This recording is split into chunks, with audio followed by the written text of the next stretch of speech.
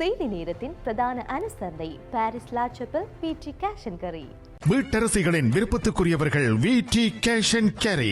உங்கள் சமையல் கூடத்திற்கு தேவையான உணவுப் பொருட்கள், காய்கறிகள், கடல் உணவு வகைகள் அனைத்தும் தரமாக எப்பொழுதும் மலிவாக பெற்றுக்கொள்ளவும், சமையல் பாத்திரங்கள் அனைத்தும் தெரிவு செய்யவும் விடி கேஷ் அண்ட் கேரி, லா சப்பல்.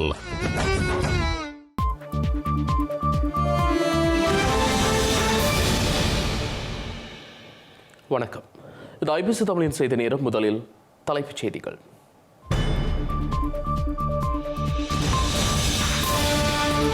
தமிழ் பேசும் மக்களை அனுர அரசு திட்டமிட்டு ஓரங்கட்டுவதாக விமர்சனம்.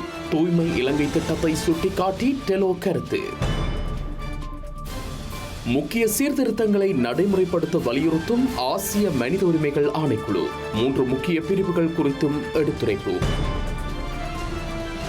2000 தாண்டிய வீதி விபத்து உயிரிழப்புகள். வாகனங்களை கண்காணிக்க நாளை முதல் விசேட நடைமுறை. அமித்ஷாவை கண்டித்து திமுக செயற்குழுவில் கண்டன தீர்மானம். 2026 ஆட்சியை கைப்பற்றுவோம் என மு.க. ஸ்டாலின் சூளுரை. ஹவுதி ஆயுததாரிகளால் சுட்டு வீழ்த்தப்பட்டதாக கூறப்படும் அமெரிக்க போர் விமானம் தவறுதலாக தாமே சுட்டு வீழ்த்தியதாக கூறும் அமெரிக்கா.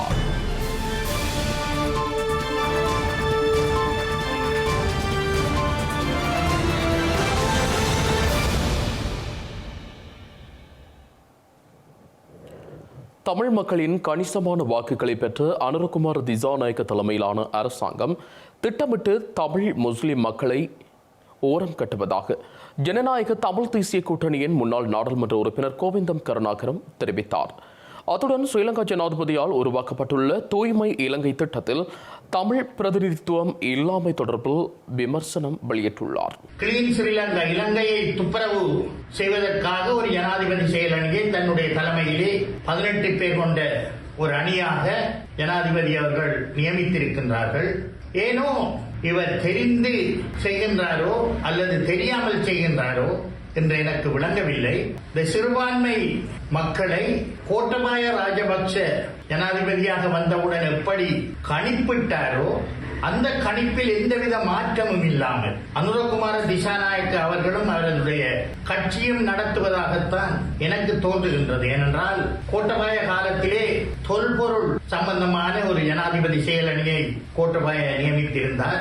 அதில் 11 பேர் அங்கத்துவம் பெற்றிருந்தார்கள். முழுக்க ராணுவ உயரதிகாரிகளும் புத்த பிக்குகளும் எந்த விதமான நிபுணத்துவமும், தொல்பொருளிலே எந்த விதமான நிபுணத்துவமும் இல்லாத அரசு அதிகாரிகளையும் சமய பெரியார்களையும் பௌத்த சமய பெரியார்களையும் நியமித்திருந்தார்.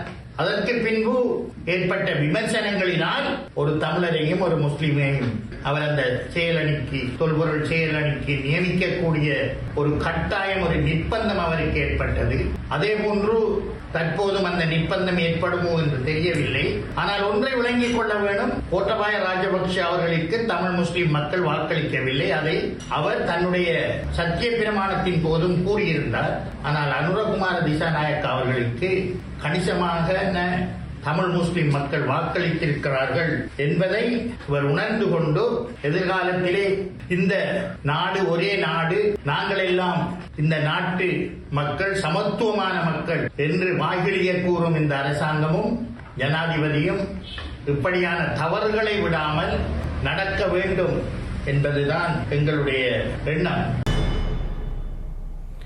கனடாவின் தலைநகரான டொரண்டோவில் தமிழ் தேசிய உணர்வாளர்களுக்கும் இலங்கை தமிழரசு கட்சியின் நாடாளுமன்ற உறுப்பினர்களான ஸ்ரீதரன் மற்றும் குகதாசன் ஆகியோருக்கு இடையில் கலந்துரையாடல் ஒன்று இடம்பெற்றுள்ளது. தாயகத்தில் நீண்ட காலமாக தீர்க்கப்படாமல் காணப்படுகின்ற இனப்பிரச்சினைகள் தொடர்பிலும் கலந்துரையாடப்பட்டுள்ளது. கனடாவிற்கு பயணம் செய்துள்ள இலங்கை தமிழரசு கட்சியின் நாடாளுமன்ற உறுப்பினர்களான ஸ்ரீதரன் மற்றும் குகதாசன் ஆகியோர் கனேடிய வெளிவிவகார அமைச்சின் பிரதிநிதிகளுடன் சந்திப்பொன்றை மேற்கொண்டிருந்தனர். இதன் தொடர்ச்சியாக நேற்றைய தினம் கனடாவை தளமாக கொண்டியங்கும் கிளிநொச்சி மக்கள் பேரவை மற்றும் வட்டக்கட்சி மக்கள் ஒன்றியம் ஆகிய அமைப்புகளின் ஒழுங்கமைப்பில் கனடாவால் தமிழ் தேசிய உணர்வாளர்களுடன் கலந்துரையாடல் ஒன்று இடம்பெற்றுள்ளது. குறித்த சந்திப்பில் தாயக மக்களுக்கான அரசியல் தீர்வுக்கான அடுத்த கட்ட நகர்வுகள் மற்றும் அதில் கனேடிய அரசாங்கத்தின் வகிப்பாகம் ஆகியன தொடர்பில் ஸ்ரீதரன் உரையாற்றியிருந்தார். அத்துடன் இவை தொடர்பில் தாயக புலம்பெயர் உறவுகளின் அடுத்த கட்ட அரசியல் செயற்பாடுகள் உள்ளிட்ட பல்வேறு விடயங்கள் தொடர்பிலும் கலந்துரையாடல்கள் இடம்பெற்றுள்ளன. வவுனியாவில் விடுதலை புலிகளின் தலைவர் பிரபாகரனின் படத்தை சமூக வலைதளத்தில் பதிவேற்றிய நபரிடம் பயங்கரவாத தடுப்பு பிரிவினர் விசாரணைகளை மேற்கொண்டுள்ளனர். 2 வருடங்களுக்கு முன்னர் பிரபாகரனின் பிறந்த தினத்திற்கு சமூக வலைதளத்தில் வாழ்த்து தெரிவித்தவரிடமே குறித்த விசாரணை இடம்பெற்றுள்ளது. வவுனியா பண்டாரிக்குளம் பகுதியைச் சேர்ந்த இளம் குடும்பஸ்தர் ஒருவரிடமே பயங்கரவாத புலனாய்வு பிரிவின் வவுனியா அலுவலகத்தில் வாக்குமூலம் பதிவு செய்யப்பட்டுள்ளது. இந்த ஆண்டு மாவீரர் தின நிகழ்வுகளுக்கு அனுமதி வழங்கப்பட்ட போதும் இவ்வாறான விசாரணைகள் தொடர்ந்தும் இடம்பெற்று வருகின்றது. ஈழமக்கள் ஜனநாயக கட்சியின் செயற்பாடுகளை வலுப்படுத்தும் வகையில் புதிய கட்டமைப்பொன்று டக்ளஸ் தேவானந்தாவினால் உருவாக்கப்பட்டுள்ளது. ஸ்ரீலங்கா நாடாளுமன்ற தேர்தல் தோல்வியை அடுத்து எதிர்வரும் தேர்தல்களை வெற்றி கொள்ளும் நோக்கில் குறித்த நடவடிக்கை முன்னெடுக்கப்பட்டுள்ளது. ஈழமக்கள் ஜனநாயக கட்சி கடந்த பொது தேர்தலில் தோல்வியடைந்ததை தொடர்ந்து தமது தோல்விக்கான காரணங்களை ஆராய்ந்து புதிய கட்டமைப்பு ஒன்று உருவாக்கப்பட உள்ளதாக ஈழமக்கள் ஜனநாயக கட்சியின் செயலாளர் நாயகம் டக்ளஸ் தேவானந்தா தெரிவித்திருந்தார். இந்த நிலையில் இன்றைய தினம் வன்னி தேர்தல் தொகுதிக்கான புதிய கட்டமைப்பு ஒன்று அறிவிக்கப்பட்டுள்ளது.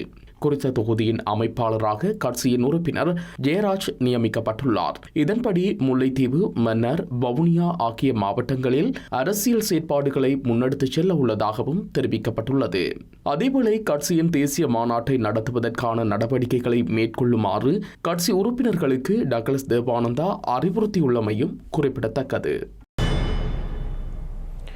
உள்ளூராட்சி மன்ற தேர்தல்களுக்கு புதிதாக வேட்புமனுக்களை கோரும் வகையில் சட்ட திருத்தம் எதிர்வரும் மாதத்திற்குள் நிறைவேற்றப்பட்டால் பிப்ரவரி மாதம் அளவில் உள்ளூராட்சி மன்ற தேர்தலுக்கான பணிகளை முன்னெடுக்க முடியும் என தேர்தல்கள் ஆணைக்குழுவின் தலைவர் RMAL ரத்நாயக்க தெரிவித்துள்ளார்.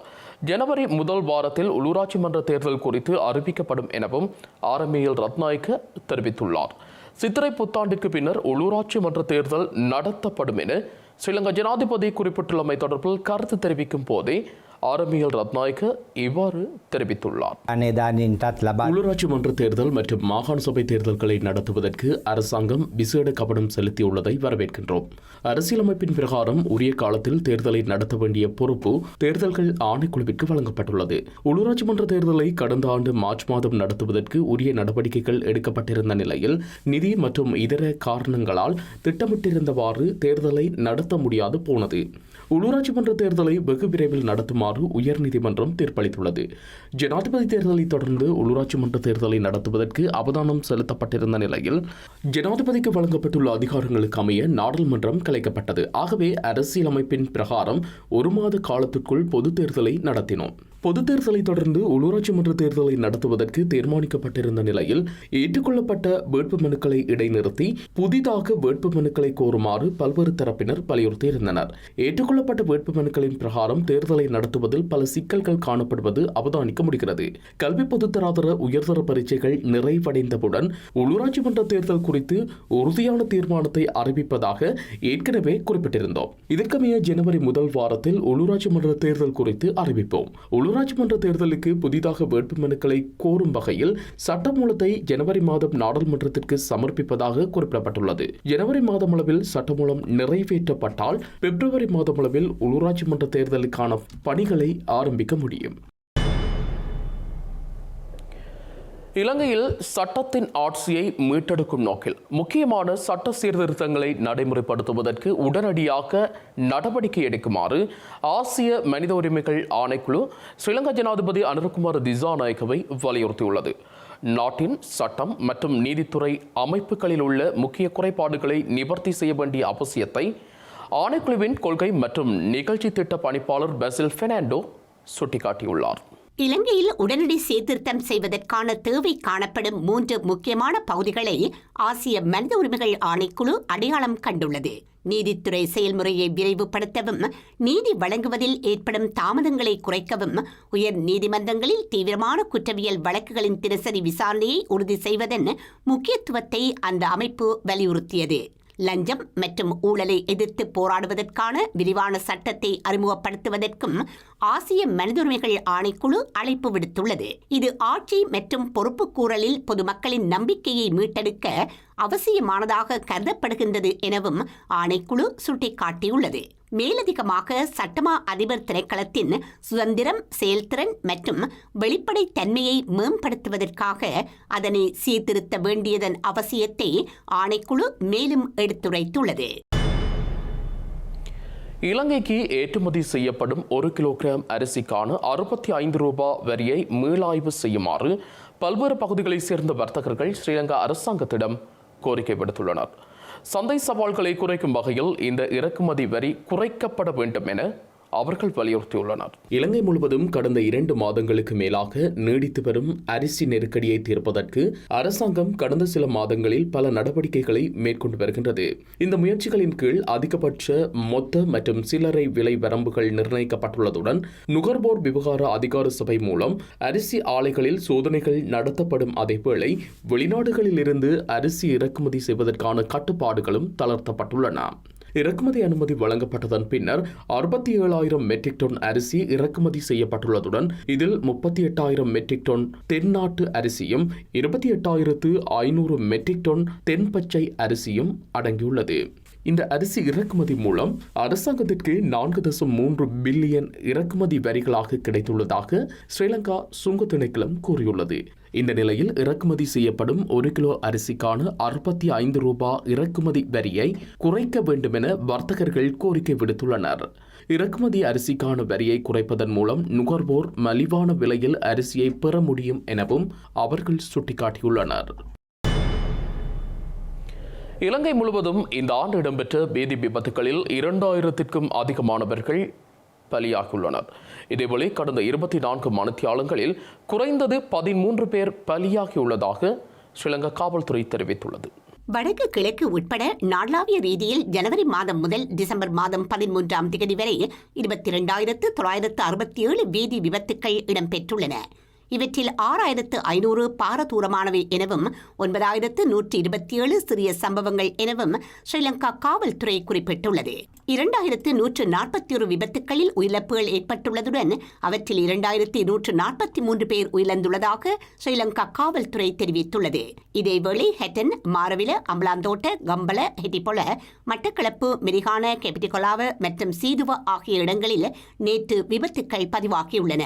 ஹெட்டன் மல்லியப்பூ சந்தியில் பேருந்து ஒன்று பள்ளத்தில் கவிழ்ந்ததில் 3 பலியாகியுள்ளதுடன் 46 பேர் காயமடைந்துள்ளனர். தெற்கு அதிவேக நெடுஞ்சாலையில் பத்தேகம மற்றும் பின்னதுவுக்கு இடையில் இடம்பெற்ற விபத்தில் 2 உயிரிழந்துள்ளதுடன் சிறிய ரக மகளூந்தும் பார ஊர்தியும் மோதியதில் 6 பேர் காயமடைந்துள்ளனர். குறிப்பாக பண்டிகை காலங்களில் விபத்துக்களை குறைக்க தேவையான முன்னெச்சரிக்கை நடவடிக்கைகளை எடுக்குமாறு பொதுமக்களை காவல்துறையினர் கேட்டுக் கொண்டுள்ளனர். பயணிகள் போக்குவரத்து பேருந்துகள் மற்றும் ஏனைய வாகனங்களின் விபத்துக்குள்ளாகுவது அதிகரித்துள்ள நிலையில் அதனை குறைக்கும் நோக்குடன் நாளை முதல் நாடளாவிய ரீதியில் போக்குவரத்து திட்டம் ஒன்றை நடைமுறைப்படுத்த உள்ளதாக ஸ்ரீலங்கா காவல்துறை தெரிவித்துள்ளது. வீதி பாதுகாப்பை மேம்படுத்தல் மற்றும் விபத்துக்களை குறைக்கும் நோக்கில் பதில் காவல்துறை அதிபரினால் முன்னெடுக்கப்படும் இந்த முயற்சி பண்டிகை காலம் முழுவதும் தொடரும் என ஸ்ரீலங்கா காவல்துறை ஊடகப் பிரிவு தெரிவித்துள்ளது. பொதுமக்கள் பயணிக்கும் பேருந்துகளை அதிகமாக கண்காணிக்கும் வகையில் நாடளாவிய ரீதியில் புதிய போக்குவரத்து நடைமுறை செயற்படுத்தப்பட உள்ளது. குறிப்பாக வாகன சாரதிகள் மது போதையில் இருக்கின்றார்களா அல்லது போதைப் பொருளை பயன்படுத்தியுள்ளார்களா என்பது குறித்து காவல்துறையினர் மதிப்பீடு செய்வார்கள் என தெரிவிக்கப்பட்டுள்ளது. இதனை தவிர கவனக்குறைவாக வாகனத்தை செலுத்துவது, அதிவேகம், போக்குவரத்து விதிமீறல்கள், பாதுகாப்பற்ற சக்கரங்கள் உள்ளிட்ட இயந்திர கோளாறுகள் குறித்தும் ஆய்வு செய்யப்படும் என காவல்துறை கூறியுள்ளது. பொதுமக்களின் பாதுகாப்பை உறுதி செய்யும் வகையிலான மீறல்களுக்கு எதிராக கடுமையான நடவடிக்கை எடுக்கப்படும் என காவல்துறை தெரிவித்துள்ளது. சாரதிகள், பயணிகள் மற்றும் பாதசாரிகளை பாதுகாக்கும் வகையில் பண்டிகை காலத்தில் பொது போக்குவரத்தை அதிகளவில் பயன்படுத்துவதை ஊக்குவிக்கும் வகையில் இந்த முயற்சி மேற்கொள்ளப்படுவதாக காவல்துறை ஊடகப் பிரிவு மேலும் வலியுறுத்தியுள்ளது. செய்திகளின் நிறைவாக மீண்டும் தலைப்புச் செய்திகள்.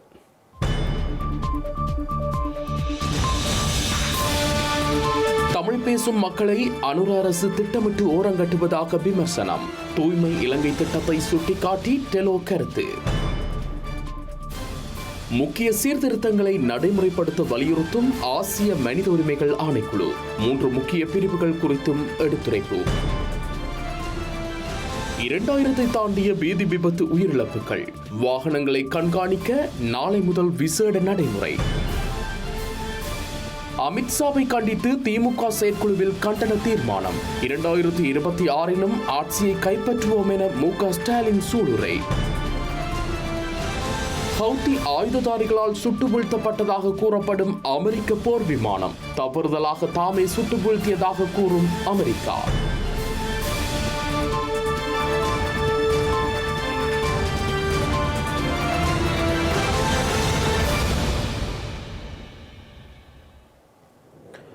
இத்துடன் இன்றைய செய்தி நேரம் நிறைவுக்கு வருகின்றது. உடனுக்குடன் செய்திகளை அறிந்து கொள்ள IBC Tamil.com என்ற நமது இணையதளத்தை பார்வையிடுங்கள். வணக்கம்.